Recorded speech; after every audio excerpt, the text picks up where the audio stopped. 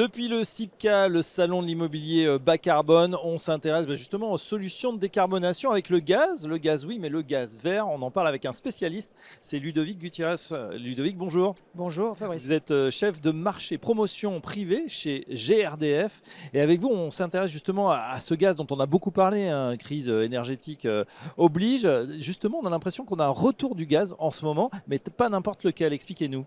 Alors effectivement, on a deux façons de parler du gaz aujourd'hui. Le gaz avec des solutions hybrides. Donc on va classiquement hybrider une chaudière gaz Oui. à très haute performance énergétique avec une énergie renouvelable. Donc ça, c'est la première étape de décarbonation.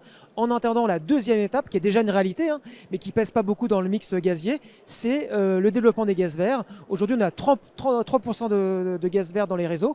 L'ambition, c'est d'être à 20% à horizon 2030. 2030, ça nous laisse peu de temps pour monter en puissance. Une petite question, là, quand on parle du gaz, on a l'impression qu'on est passé au tout électrique et pourtant on est équipé en gaz dans beaucoup de foyers en France. Tout à fait, le gaz a toute sa place dans le mix énergétique français.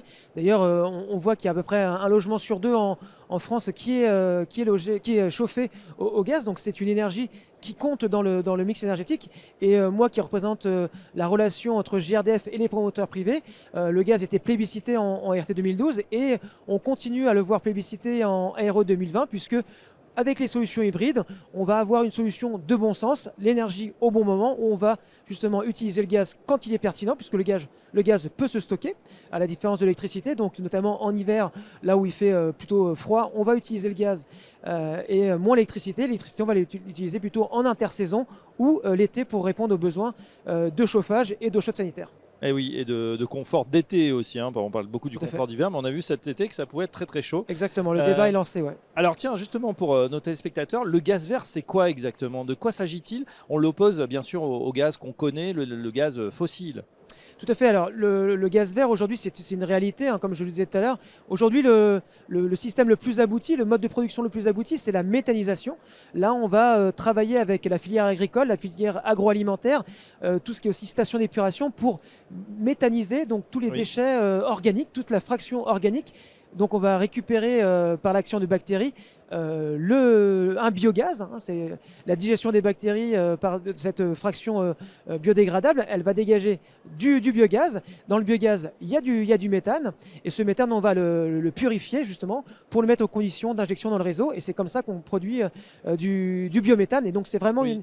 très intéressant, puisque là, c'est vraiment, ça règle plusieurs problèmes. Ça règle un problème énergétique, ça règle un problème aussi de gestion des déchets, et puis aussi ça règle une problématique de souveraineté énergétique, Bien sûr. puisqu'on on valorise nos déchets et on les injecte dans nos réseaux via une transformation assez classique. Valorisation des déchets, question bête, mais est-ce qu'on a suffisamment de déchets pour atteindre ces objectifs de 20% de gaz vert en 2030? Alors oui, on a mené une étude avec l'ADEME sur le potentiel de production de gaz vert. Alors la méthanisation, c'est le système le plus abouti, mais il y a d'autres systèmes comme la production d'hydrogène via le power to gas ou la pyrogasification.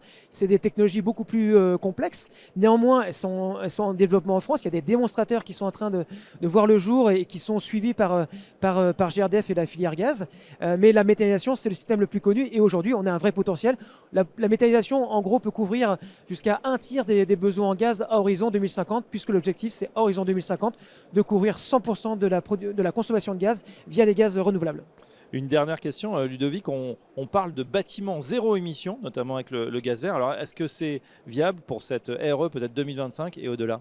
Alors, en RE 2020, seuil 2025, on est vraiment sur l'hybridation, donc association d'une chaudière très haute performance énergétique avec une énergie renouvelable.